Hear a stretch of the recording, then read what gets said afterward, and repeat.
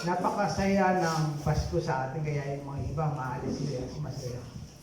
Masaya yung Pasko sa atin, kaya lumalaya sila. Pupunta sila sa itong lugar, ayaw nila sa Pilipinas. Pero ganyan pa man, kasi yung kasayahan na ginagawa ngayon sa atin, hindi naman lahat buong Pilipinas ay ganyan ang ginagawa. Kung masaya sa lugar mo, punta ka sa ibang lugar, wala rin kabuhay-buhay yung Pasko doon. Iba natutulog lang.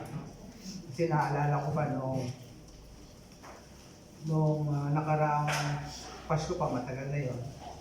Umuwi kami ni Mrs. sa Abra. No? Tapos, Pasko yun, umuwi kami nung kami nag-celebrate ng Pasko. At hinihintay ko yung mga bata na magmamano. Di ba sa atin uso yun, di ba? Yung mga ninong-ninang, pumunta mo sila. Wala akong makakita mga bata, no? Yung mga pamangkin ni Chris, yung mga nagiinuman sila, tapos hanggang sa makatulog sila sa kasi maraming damo sa, di ba sa bukid, no? Nagtulog lang sila doon. Parang hindi ko na-feel talaga yung Christmas na hinahanap ko nung bata pa ako.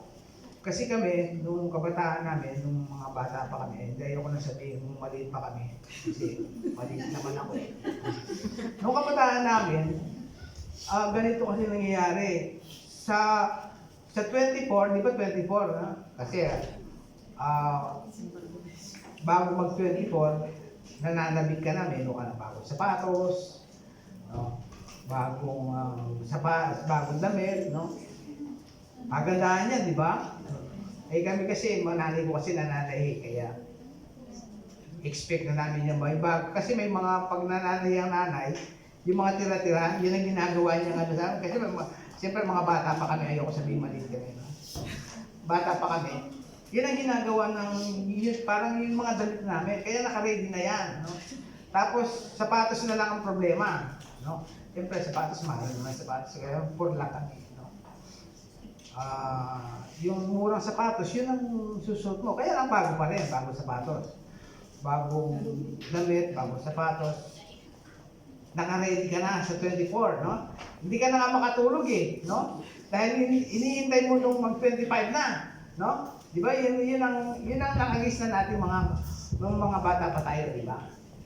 Hindi ka mukha kayo, may edad na tayo, may edad na ako. Iba na yung pananaw ko sa Pasko. Pero nung kabataan ko, yun yung pananaw ko sa Pasko. Masaya ang Pasko.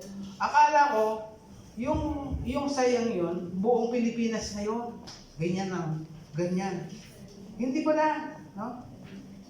Sa lugar lang pala namin yung masaya. Ako kasi ibang lugar nyo, sa lugar nyo kung ano yung paano nyo sineselebrate yung Pasko. Pero sa Angeles, sa Pampanga, ganyan nila sineselebrate ang Pasko.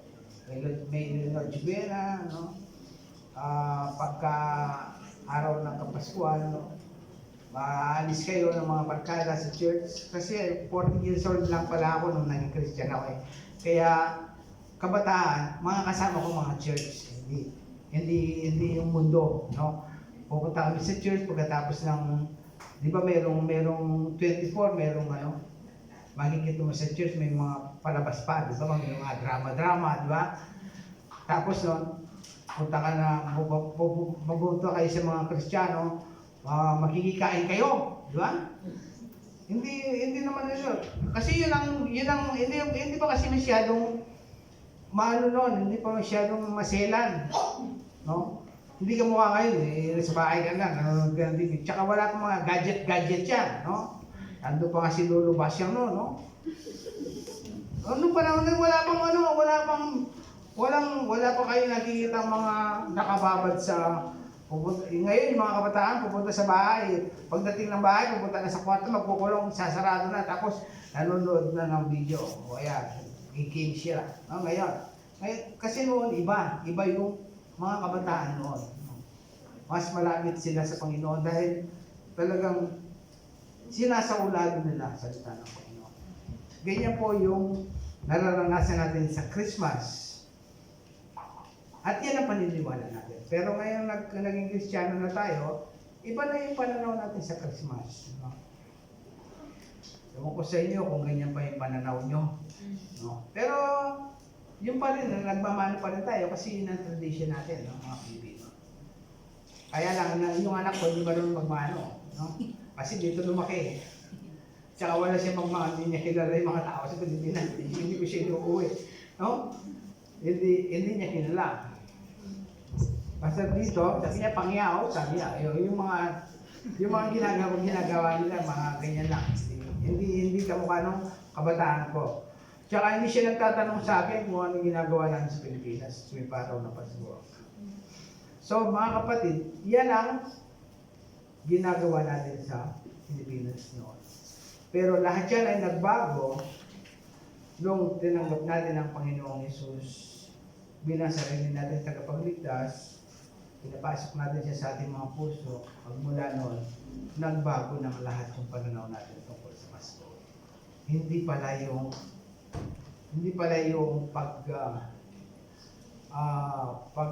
celebrate natin. Kasi yun pala ay tinuro lang sa atin. Mga pagano palang gumawa nun. No? Tinuro lang sa atin hanggang sa nakagis na natin. Pinanganak tayo, nakagis na natin hanggang tayo lumaki. Hindi natin alam ang tunay na diwa ng Pasko. Hindi pala gano'n. Nung naging Kristiyano tayo, doon na tayo namulat, kaya na-update na tayo. Kumbaga sa computer na-update yan. No? Babasahin ko muli ang text natin. Nakikita sa John chapter 1, verse 1 to 6, tapos tatalong tayo sa verse 14. Kung meron kayong Biblia, sundan ninyo ako. Nang pasimula siya ang salita o ang berbo, at ang berbo ay sumasa Diyos, at ang berbo ay Diyos. Ito rin ang pasimula ay sumasa Diyos. Verse 3, ang lahat ng bagay ay ginawa sa pamamagitan niya, ng ating Panginoong Hesus. At alinman sa lahat ng ginawa, ay hindi ginawa kung wala siya, kung wala ang ating Panginoong Hesus. Lahat na nakikita natin dito, kung wala ang Panginoon, Jesus, wala ito lahat. No? Sabi dito sa verse 3. Verse 4, nasa Kanya ang buhay. Buhay. Bihinga kayo ngayon, buhay kayo. No? Nasa kay Jesus ang buhay. Ang buhay na siyang ilaw ng tao, ang ilaw na lumiliwanag sa kadiliman. At ito'y hindi napapagunawa ng kadiliman. Verse 6 na pa rito, ang isang tao na sugong mula sa Diyos, na kanyang pangalan ay Juan. At verse 14, at nagkatawang tao ang berbo, yung binanggit na berbo sa verse 1, yun ay isang Diyos na nagkatawang tao sa verse 14. At nagkatawang tao ang berbo, at tumahan sa gitna natin, at nakita namin ang kanyang kalulatihan gaya ng bugtong ng Ama, na puspos ng biyaya at katotohanan. Ang Panginoon ang siyang biyaya, ang Panginoon ang siyang katotohanan. Diba? So makikita natin mga kapatid, kung ninyong titignan na yung Biblia, ngayon hindi na tumitingin sa Biblia yung mga tao. Hindi na nasa sa mobile na lang. No?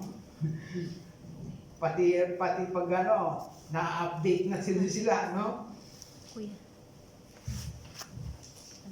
Nung kapanahonan ko, palaki yan ng Bible ang dala kung araw na linggo. Ngayon, palaki yan ng mobile. No? Yan ang nagagawa ng teknolohiya dito sa mundo. Yan ang binibigay ng mundo sa atin. Ang sumulat ng John ay of course, si John. No? Si John. At si John ay isa sa mga alagad ng ating Panginoon Hesus. Okay? Actually, 12 sila. Yung isa ay nagbigti. Tapos pinalitan. No? Nagkaroon ng botohan. So, 12 sila. At si John, ang kapatid ni John ay si Santiago o si James. Hindi yung James na binanggit sa Bible kasi may James din na binanggit sa Bible eh. Ang binanggit na James sa Bible, o Santiago, ay yun yung kapatid ng ating Panginoon Jesus. Kapatid niya si Jude. No? Si Judas. Hindi lahat ng Judas ay Judas. No? Mayroong Judas sa Bible, katapos ng Jude Revelation na. No? Pagkatapos before na Revelation, yun ay kapatid din ng ating Panginoong Jesus. Si Jude. No? So, hindi lahat ng Jude ay Judas. Okay? So, makikita natin dito mga kapatid na ang unang namatay sa mga sa 12 ay si Santiago, na kapatid ni John. Okay? So, makikita meron na kayo at least. Sino yung unang apostol na namatay? Si John. Hindi. Si Santiago. Okay? Makikita niyo yan sa Acts chapter 12, verse 2. No? Noong kasi si Herodes kasi napagdiskita niya yung mga apostol, kaya isa-isa gusto niya patayin. At isa sa iyo nang unang pinugutan ng ulo kasi grabe naman pag pinapatay yung mga apostol eh. Kung hindi pinapakain sa iyo, pinupugutan ng ulo. Buti pang binargal ka na lang, at least patay ka na kagad kaysa naman makikita mo pang ganyan, wala kang pang manhid, pupugutan ng ulo mo. Pupugutan ng ulo mo, no? So yan ang unang namatay, si Santiago. Yun ang kauna-una. At ang pinakahuling disipulo na namatay ay yung kapatid niya, si John. Kasi si John umabot ng mahigit 100 siguro. O hindi ko alam kung mga ilan. Basta siya ang kahuli-hulihan kasi siya ang sumulat ng Revelation, no? Yung Apocalypse o yung pahayag, no? At sinulat niya ito sa isla ng Patmos. Doon siya sa isla, doon siya tinapon, tapos sinulat niya ang nagpahayag ang Diyos sa kanya, sinulat niya ang Revelation. Okay.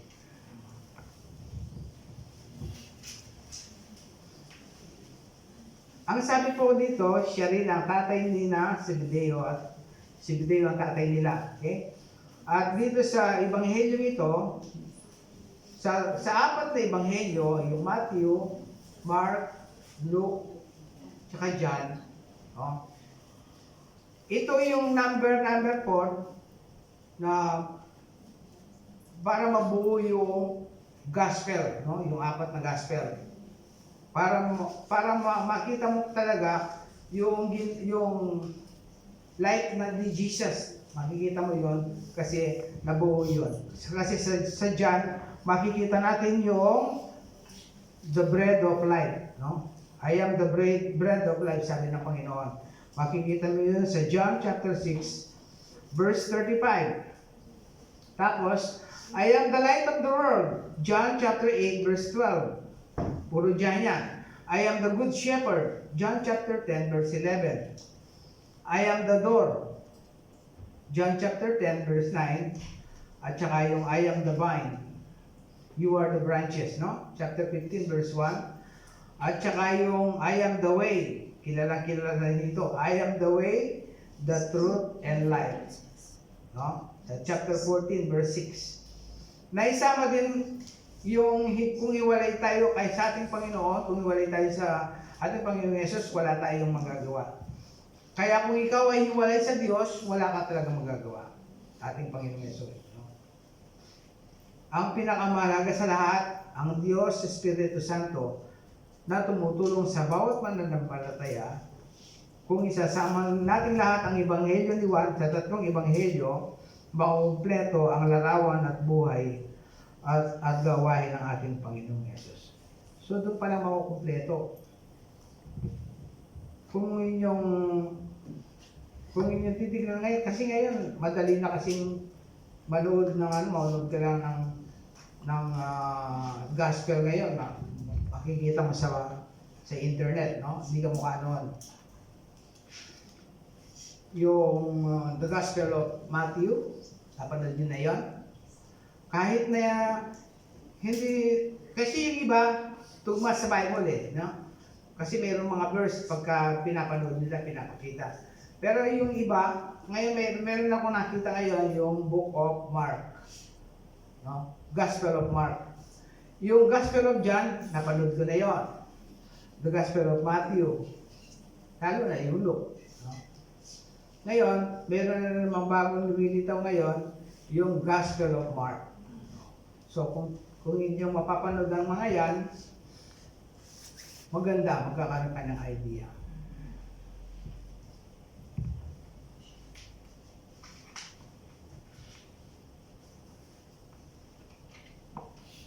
Ating alalahan mga kapatid, ang layunin ng pagkasulat nito upang sumampalataya tayo na si Jesus ang Kristo, ang anak ng Diyos.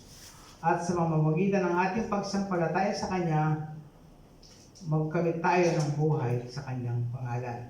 Makikita natin yun sa John chapter 20, verse 31. So introduction pa lang ito mga kapatid, wala pa tayo sa nandito pa lang tayo sa introduction, okay? Naiinom muna ako.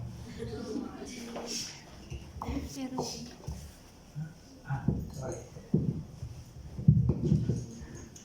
Natuyuan ako dahil sa introduction eh. Masyado mahaba yung introduction ko. No? Tapos punta tayo sa main topic natin. At least, meron kayong nalaman kahit konti. Una, tatlong bagay lang ang nais kong sabihin sa inyo. Tatlong bagay na gusto kong ipahayag sa inyo ngayon. Una, the Word of God.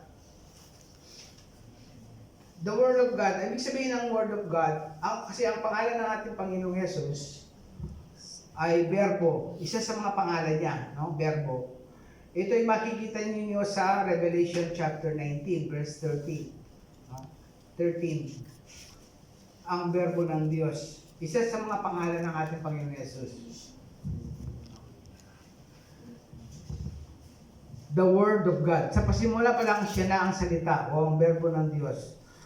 Ang salita, naroon na siya sa pasimula. Bago pa ang sanglibutan ay nalika. Siya na ang makapangyarihang salita ng Diyos. So, hindi pa pala ginagawa itong mundo na ito. Wala pa tayo. No? Nandun na yung salita. Kasama na siya ng Diyos. No? Titingnan niyo sa John, makikita niyo ito sa John chapter 17 verse 5, no? Bago pa nilikha ang sanglibutan ito, nandun na ang Panginoong Yesus. Kasama na siya ng God, no? In the beginning was the Word, and the Word was with God, and the Word was God. At siya ay Diyos, no? Hindi lang siya Jesus na Savior, kundi siya ay God din, no? Hindi ito maintindihan ng ibang tao kasi yung ibang tao ang alam nila ano lang tao lang si Kristo eh, no? Yun ang palaging pinagdidiinan nila sa atin eh. Ang kanilang grupo malaki nga, pero hindi sila naniniwala na si Kristo ay Diyos. Tao lang si Kristo. Kasi sabi sa 2 Corinthians chapter 4 verse 4, binulag na sila ni Satanas, no? Kung ano ang paniniwala nila, binulag na sila. Hindi na sila kahit anong marinig nila, hindi sila. Stop ako dyan. Basta ito na paniniwala ko. No? Wala na.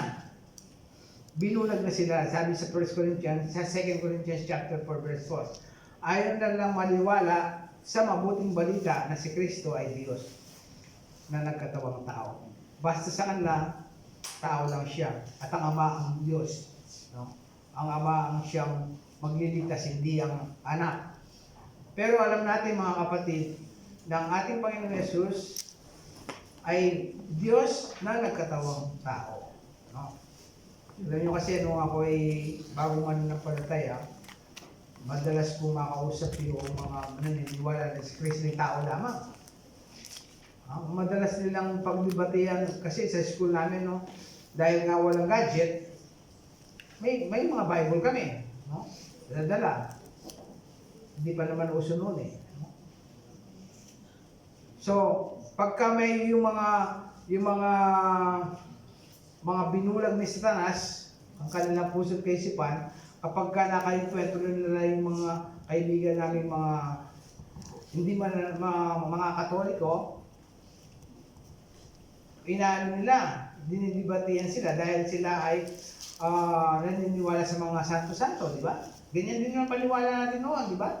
Tayo ay naniniwala na ang mga santo ay siya makapagligtas sa atin. Dinuluhuran ko pa nga yun, inahalikan ko pa yung paa eh. No? Kasi yun ang pinaano sa atin. Binulag din tayo, pero hindi tayo, dahil nakakakilala tayo sa Panginoon, na-update na yung kaisipan natin tungkol sa mga bagay na yan.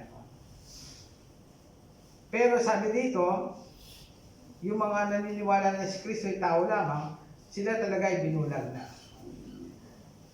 Wala na sa kanila yung ibang aral. Actually, yung kanilang mga ministro, yung pa rin yung nagsasalita sa mga tao na ganyan dapat kayong mga kapatid. Paniwalaan nyo ito, dapat ito. Siya kasi nagsasalita na siyang Kristo, siyang tao lamang. So hanggang doon lang ang kaisipan nila. Wala nang iba, hindi na nila tatakwil na nila yung ibang kaya nga dumadami sila eh. No? Kasi binubulag sila ni Satanas ang kanilang kaisipan sa maling aral. No? Ayaw nilang tumanggap ng iba pang mga aral.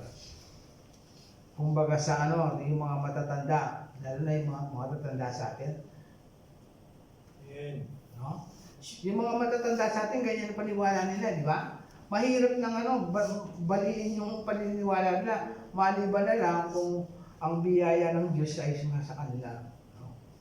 Pero yung paniniwala nila, yun ang nakagis na nila, hanggang ngayon, yung pa rin ang paniniwala nila. Ayaw nila tumanggap ng ibang aral. No? So, yun nakakandado na sila. Ang salita ay kasama ng Diyos, ibig sabihin, magkaiba ang Diyos at ang salita. No? Kung paano ang isang ama at ang kanyang anak, kung paano sinabi ni Juan sa verse 1, ang salita ay kasama ng Diyos. So, ibig sabihin, pagkasama mo, iba yun, diba? Iba, kasi may mga ibang reliyon na ang paniwala nila, ang Diyos Ama, ang Diyos Anak, at Diyos Espiritu Santo, isa lang. Isa lang siya. No? May mga reliyon, kasi marami sa atin mga reliyon, kaya kung hindi kayo nagbabasa ng Biblia, masasama kayo sa kanila. No? Tama sila, sabi mo, kasi hindi ka nagbabasa ng banal na kasulatan. No? Ang anak, iba. Iba ang Espiritu Santo, iba ang God the Father. No? Ang God the Father, siya ang creation, siya ang creator. No? Siya ang creator ng lahat ng bagay. Tapos, ipinadala niya ang kanyang anak, ang ating Panginoon Hesus, siya ang tagapagligtas ng sanglibutan. At ang Espiritu Santo, siya yung pumapatnubal sa mga Kristiyano. So, kailangan maging clear yun sa ating mga kapatid. No? Pero, sapagka Diyos, iisa lang sila. Kaya nga sabi ng mga ibang 1 plus 1 plus 1, hindi tatlo na ang Diyos nyo? Di ba? Yun ang sabi sa akin nung ako nag-aaral. Pero sabi ko sa kanila, hindi. 1 times 1 times 1 equals 1. Hindi ako plus 1, plus times ako. 1 times 1. Hindi 1 times 1. 1 pa rin. No? Sapagka Diyos, isa lang sila. Yan ang ministry ng God na hindi natin maunawaan. Tanong na lang natin pag tayo kinuha na ng Panginoon. Lord, bakit gano'n? Kaya nag-aaway yung mga tao, bakit gano'n? Tanong natin sa Diyos. Yan ang mystery ng pagka-Diyos ng ating Panginoon. Okay? Kaya, mga kapatid, doon lang tayo. Sa verse 3, sabi niya, ginawa ang lahat ng bagay sa pamamagitan niya. Ang salita ng Diyos ay di tulad ng salita ng tao. Kapag nagsalita ang Diyos, kasunod ang pagkilos. Ibig sabihin, may nangyayari. Ang sabi ng Diyos, let there be light. Kasi noon, boy dito eh. Mundo. Hindi, wala pa tayo. Sabi ng God, bilikayin niya yung mundo, let there be light. Kwing! Nagkaroon ng liwanag. Doon pa lang niya ginawa yung mga ibang bagay kamukha ng ibon, yung mga animals, yung mga nagkaroon ng vegetable dyan sa mundo, no? Hanggang sa bumanda. Pero ang ginawa ng Panginoon nung una, let there be light, kasi madilim eh. Pagka titingnan mo ang isang lugar, lalo na pagka madilim, kung pumasok ka, walang ilaw, ano makikita mo? Wala, di ba? Maliban na lang, kung bulag ka, wala talaga makikita. No? Kaya kailangan mo ng liwanag. No? Kaya nga sabi niya, let there be light, at nagkaroon ng liwanag. May kapangyarihan, pero kapag ang tao daw, madalas, pag sinabi mo let there be light, siyempre tao lang siya eh, no? Madalas bokeh, walang gawang madalas ang sablay, hindi mo maasahan. At makikita natin ang salita ng Diyos na ito ay na kay Jesus. So, yung instant na yon, yung paliwanag ng Biblia, yung let there be light, ay nasa ating Panginoong Jesus. No? Kasi sabi ng Panginoon dun sa may ketong, lilinis ka agad, di ba? Hindi mo na maghintay ka muna ng 3 minutes bago ka luminis, hindi yun. No? Sabi niya doon nung sila ay nasa bagyo, bumabagyo, sabi ng Panginoon sa hangin, minto ka agad. Hindi yung maghintay ka muna na isang oras, gagawin ito. Hindi yun. No? Kamukha din niya ng God. Sabi niya, let there be light. At gayon din ang Panginoon. Nakikita din natin nung binuhay niya si Lazaro, di ba? Sabi niya, Lazaro, lumabas ka agad, no?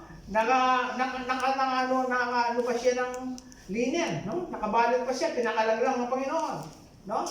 Kung sinabi ng Diyos sa kanila, lahat kayong nandyan, lumabas kayo, lahat ng patay, buhay yun, no? Kasi may kapangyarihan eh. May kapangyarihan yung salita ng Panginoon, no? Kaya nga, binanggit lang niya, pinalalabas niya lang, si Lazaro, kaya si Lazaro lang ang lumabas. Pero kung may rami bang mga tao, mga mapatay doon na, kasi libingan yun eh, maraming patay, di ba? Kung sinabi lang niya, sige, bawang kayo dyan lahat, babawon, no? No? Ganyan kapangyarihan, ganyan ang kapangyarihan ng Diyos. Ang lahat ng bagay ginawa sa pamamagitan niya. So lahat ng bagay na nilikha dito, nakikita niyo yung mga bagay na yan, nakikita niyo sa mundo, lahat yan ay nilikha ng God. Ang sabi sa Hebrew chapter 1 verse 1 to 3, ang Diyos ay nagsalita noong unang panahon sa ating mga magulang sa iba't ibang panahon at sa iba't ibang paraan sa pamamagitan ng mga propeta. Ay nagsalita sa atin ng huling araw, ito sa pamamagitan ng kanyang anak, na siyang itinalaga na tagapagmana ng lahat ng mga bagay. At sa pamamagitan naman niya, sa pamamagitan ng ating Panginoon, ginawa ang sanglibutan. So makikita natin sa mga verses na ito na talagang kasama ang ating Panginoon Jesus, no? Paglikha. Yan makikita natin na the Word of God, siya yung tagalikha. Ikalawa, He is the light. Siya ang buhay. Chapter 4 sa chapter 14 verse 6, di ba? I am the way, the truth, and the light. Siya ang buhay. Na kay Jesus ang buhay sa pamamagitan ni Kristo. Ang lahat ay nilikha at nagkaroon ng buhay. Hindi lamang buhay pisikal, kundi buhay na walang hanggan. Sinulat ni Juan ang ganito sa 1 John 5:17, at ito ang patotoo na tayo binigyan ng Diyos ng buhay na walang hanggan. At ang buhay na ito ay nasa kanyang anak. Kaya kung hindi mo kinikilala si Diyos, ang Panginoong Jesus na siya ay Diyos, wala kang buhay na walang hanggan. Kasi na kay Kristo lahat ng bagay eh, no? Kaya sabi nga, paano mo malalaman na ang isang iglesia o isang samahan ay tunay? Paano mo malalaman na sila talaga yung totoo? Sila tulugong mananampalataya, kasi marami ngayong mga mananampalataya na peke, di ba? May magpapahayag na siya yung the Son of God, may nagpapalang na sila lang ang ligtas. Paano mo nalaman na kahit dito sa iglesia natin, hindi naman lahat dito mga ligtas eh, no? Alam niyo kung sino yung totoong ligtas? Yung binabanggit na Universal Church. Yun, mga Kristiyano lahat yun, no?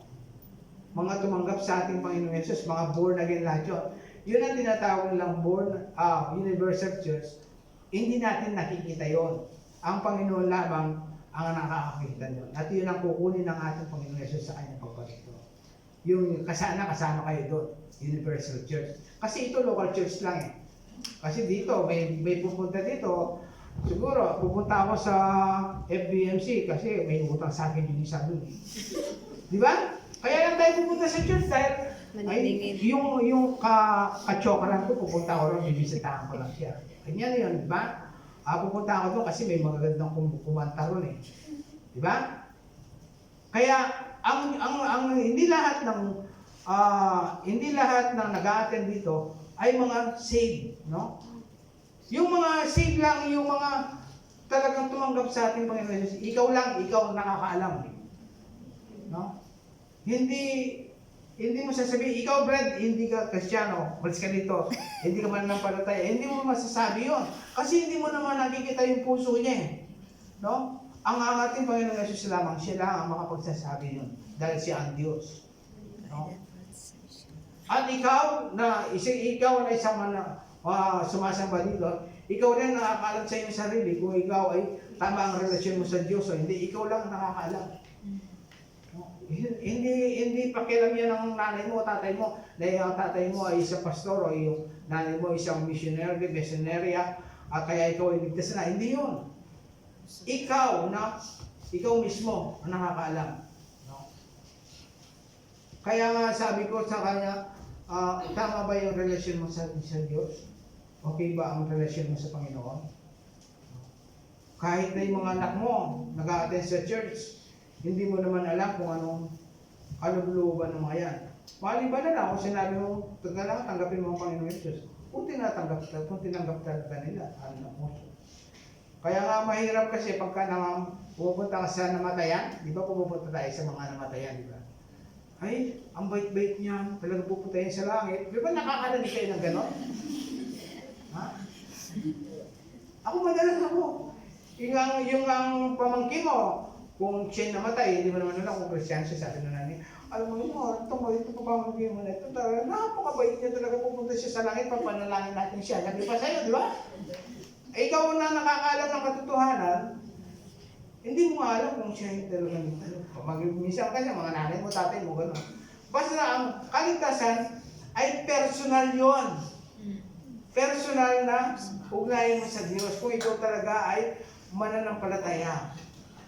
Hindi dahil sa ang kaibigan mo ay Kristiyano ka na rin. Hindi yun. No? Personal na ugnayan mo sa Diyos. No?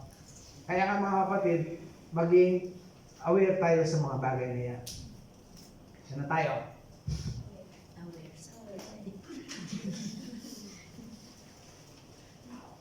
Sa John chapter 10, verse 10, ako'y naparito upang sila ay magkaroon ng buhay at magkaroon ng kasaganaan dito. Alam niyo, nung pumunta dito ang Panginoong Jesus, sabi niya, ako'y naparito upang magkaroon ng buhay at magkaroon ng kasaganaan dito.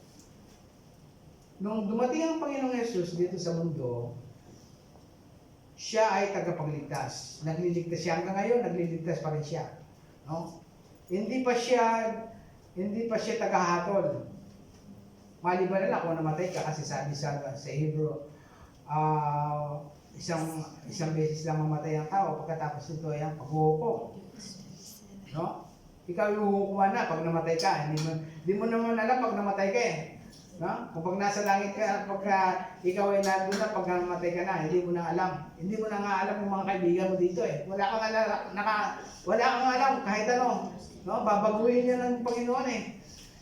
Maging yung mga kaibigan mo ay, di ba palagi natin sinasabi, kita na lang tayo sa langit ha. Di ba gano'n? Narinig natin yan, di ba? Magkita na lang tayo sa langit. O kaya yung hihintayin kita sa langit.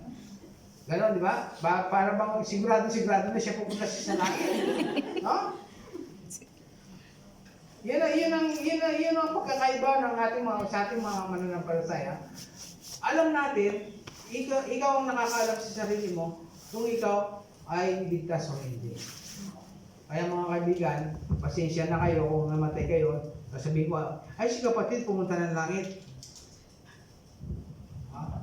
Kasi mahirap kasi pagka ganyan, di ba? Lalo na sa mga kamag-anak natin. Huwag niyo naman sabihin sa mga kamag-anak ko pag namatay, yung anak mo yan, ate, hindi Kristiyano yan, pumunta yan sa impyerno, huwag niyo naman sabihin gano'n. Ha? Ba't alam mo pa? Ikaw na mismo mag-judge doon? Mag-judge ka ba? O. Basta maging pag gano'n ka na lang, huwag babagitin ng gano'n. No? Nabulay ka na lang. John chapter 10 verse 10, ako'y namarito upang magkaroon ng buhay, magkaroon ng kasaganahan. Nung siya dumating dito, siya ay tagapagligtas. Hanggang ngayon, nagliligtas pa rin ng Panginoon. Amen. Sa mga taong nais tumanggap sa Kanya bilang sariling tagapagligtas. Pero pagka ikaw ay namatay na, wala na. Wala na yan. I-judge ka na. Okay? Ang sabi dito, ako ang daan, ang katotohanan at ang buhay. Sino man ay hindi makakaparoon sa Ama, kundi sa pamamagitan ko. Napakaganda ng verse na ito, no? Ako ang daan. Kasi maraming daan ngayon eh. Sa daan ni ano, itong daan ni ano, itong daan niya. Di ba? Maraming daan ngayon. Kaya ito yung daan at ang pera ko na ito yung daan ko. Ha? Gagamitin ko ito para makapunta ako sa langit. Ha? Maraming daan. Kaya nga, isa lang. Kung maniwala kayo kay Kristo, siya ang daan. Sabi niya, ako ang daan, ang katotohanan. Siya ang katotohanan kasi marami ngayon mga sinungaling ng mga tao. No? Sa mundo, tingnan nyo. Diba? Lalo na yung mga mahilig sa mga marketing, maraming nadaya niya dito sa Hong Kong. No? Marami na. Kaya, ako ang daan, at ang katotohanan at ang buhay, siya rin ang buhay. No? Sino man ay hindi makakaparoon doon sa Ama, kundi sa pamamagitan ko, sabi ng Panginoon Yesus. Kaya mga kapatid, yung verse lang yon, masisave na kayo. No? Maniwala lang kayo na ang Panginoon Yesus, siya ang daan, ang katotohanan at ang buhay. Siya ang namatay para sa inyo. No? Doon lang sa verse na yon, kahit na hindi mo na malaman yung history ng church, kung ano yung history ng Baptist, no? Kasi yung mga iba, mga scholar pa, yung mga iba, mga doctorate pa, no? Tapos makikita mo yung buhay nila, hindi dun sa kanila napag-aralan, no? So kailangan maging aware tayo sa mga bagay na yan.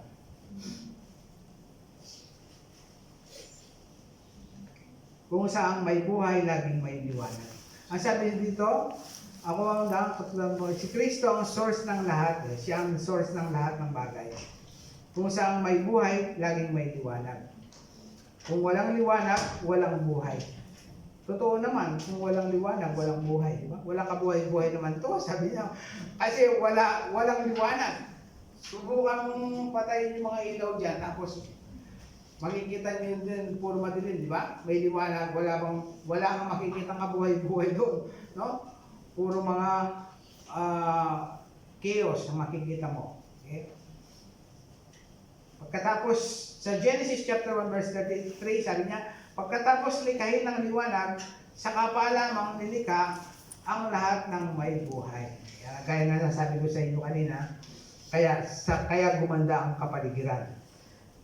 Sabi pa dito sa verse, yung kanina binasa natin, sabi niya, si Kristo ang ilaw, siya ang nagbibigay liwanag sa kadiliman.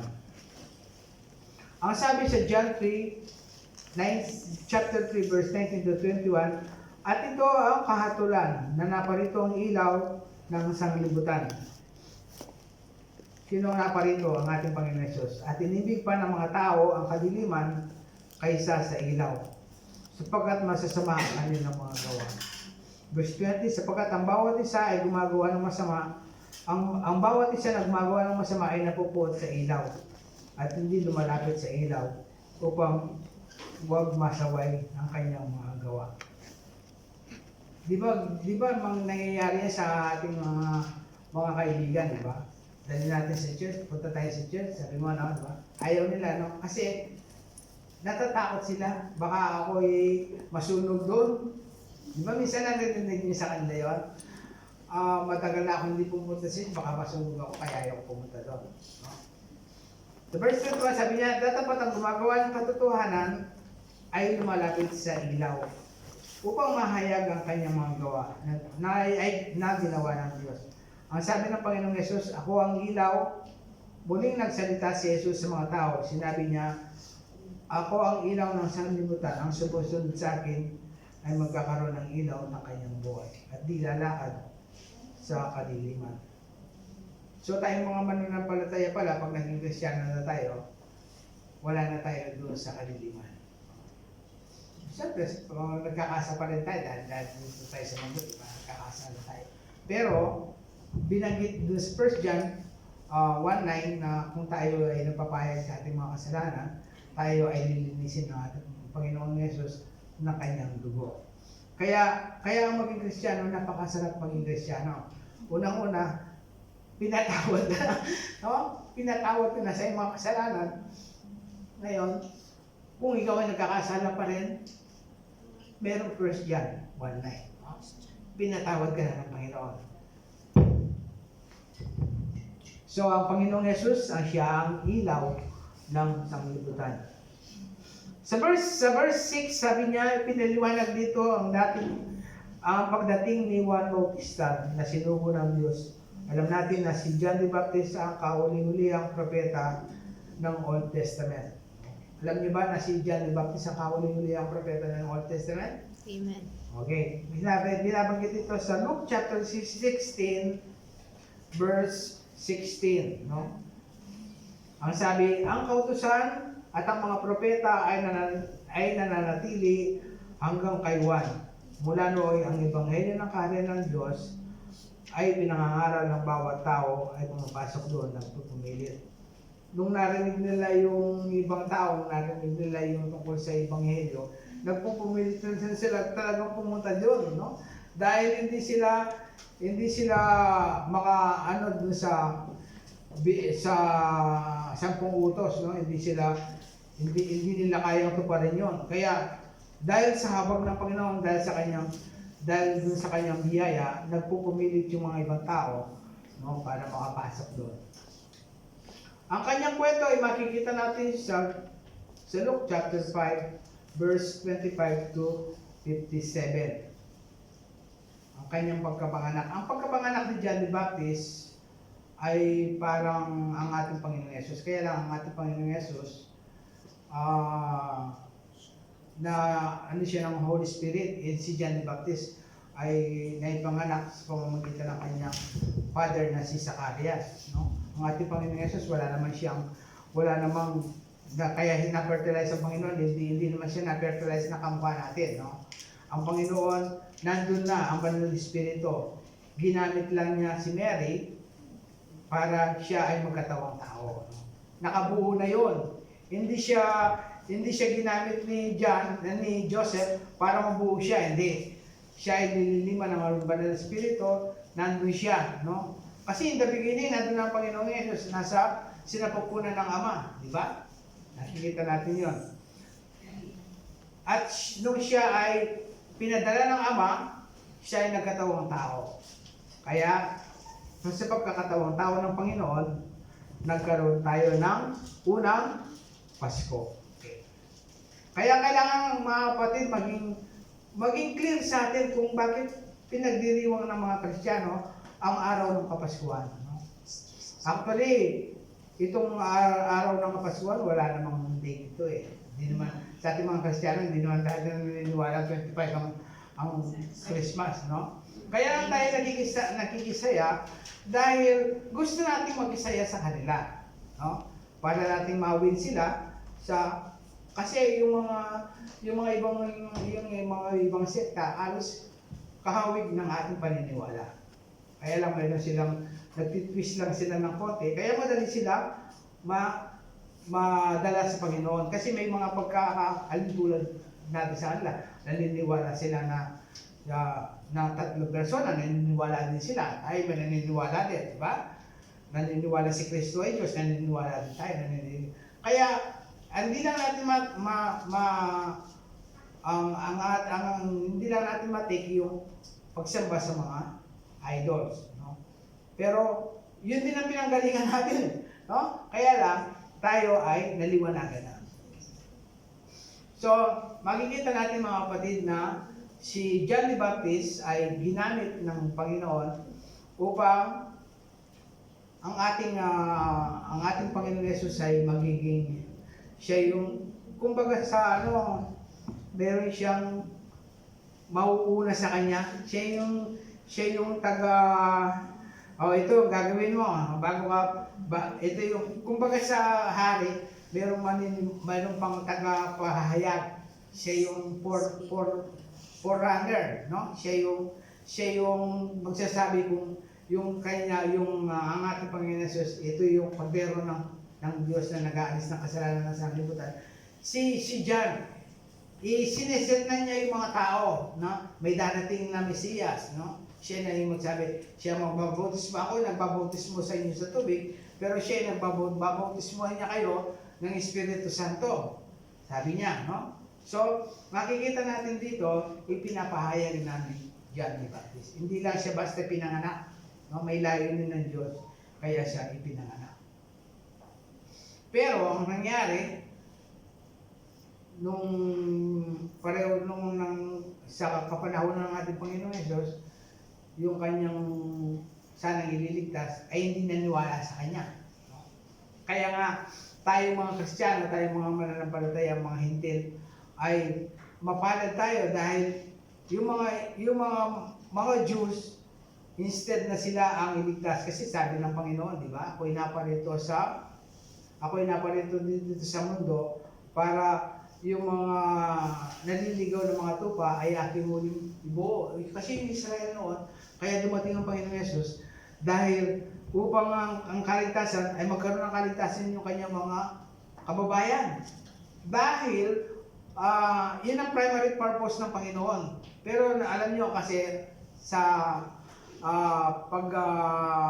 ministry ng ating Panginoon Yesus, ano siya ng mga ibang tao, naka-encounter siya, di ba? Yung babaeng sa kanan, yung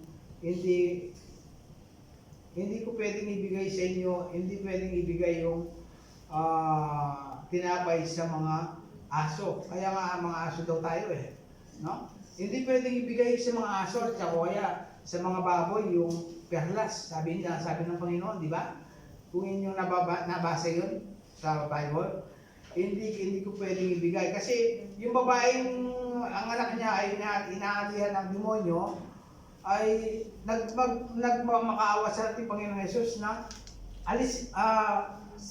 sabi niya, God, Panginoon, maawa ka po sa aking anak kasi inaano siya ng masamang espiritu, inaalihan siya ng masamang espiritu, no? Kaya maawa ka sa aking anak. Sabi ng Panginoon, hindi ko pwedeng ibigay ang tinapay sa mga aso. Kaya sabi ng babae, Lord, kahit po yung mga aso ay nangingingay, hindi kumakain din sila ng mumo, yung tira-tira. No? So, kahit na hindi lang kahit yung tira-tira na lang ninyo, ibigay niyo sa aking anak. No? So, yun ang, kaya nga, sabi ng Panginoon, hindi ako nakakita ng kasi laki ng pananampalataya ng babae nito. Kahit sa mga kamukha ko mga Jews. No? Kaya tayo mga kapatid, dahil sa i-reject ng mga Israelites ang ating Panginoon Yesus, kaya nagkaroon tayo ng katubusan. Kaya nga sabi niya, di ba, go ye into all the world and preach the gospel. Humayo kayo sa sanlibutan at ipangaral ninyo ang aking salita. Sa lahat yung lahat na yun, kasama tayo doon. No? Nasama ang mga hintil doon. So, ang ating Panginoon Yesus ay dahil doon sa ating Panginoon Yesus tayo ay nagkaroon ng katubusan. At dahil sa kanyang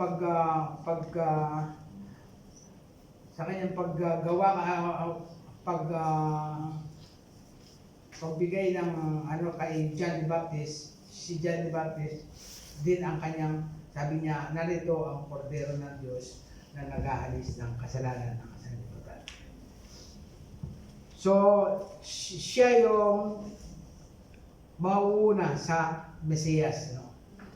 Kaya nga, iyan niya yung daan ng anak upang ipiniprepare na niya yung daan ng ating Panginoon Yesus. Siya na yung gagawa noon upang makita nila na ang ating Panginoon Yesus ay siyang tagapagligtas ng mga Diyos. Kaya lang, hindi tinanggap ng mga Diyos ang ating Panginoon Yesus.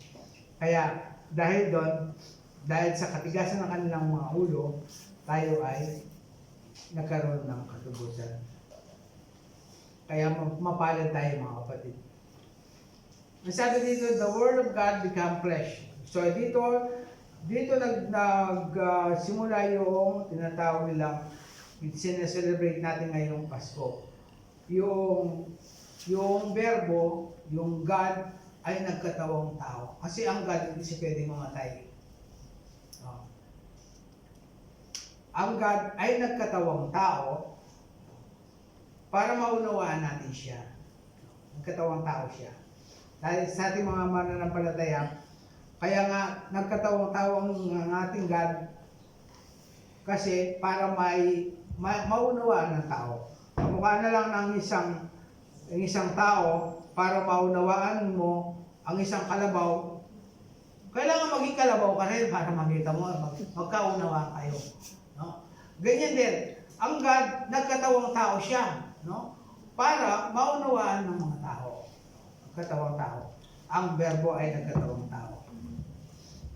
Sapagkat sa kanyang kaanyuan ay hindi pwedeng mamatay ang Diyos. Kailangan maging tao siya para maganap ang pangako ng Diyos sa tao. Sabi sa 1 Timothy chapter 1 verse 15, tapat ang salita at nararapat tanggapin ng lubos na si Kristo Jesus ay pumarito sa sanlibutan upang iligtas ang mga makasalanan. At ako ang pangunahin sa mga ito, sabi ni Apostol Pablo. Hindi ako umahatol sa sino mang nakikinig sa aking mga salita. So, sabi dito ng ating Panginoong Yesus, hindi siya umahatol sa mga taong hindi interesado sa Kanya. Kasi hindi naman siya talaga judge eh. Kung hindi, siya ay Savior. No? Nung siya ay naparito sa mundo.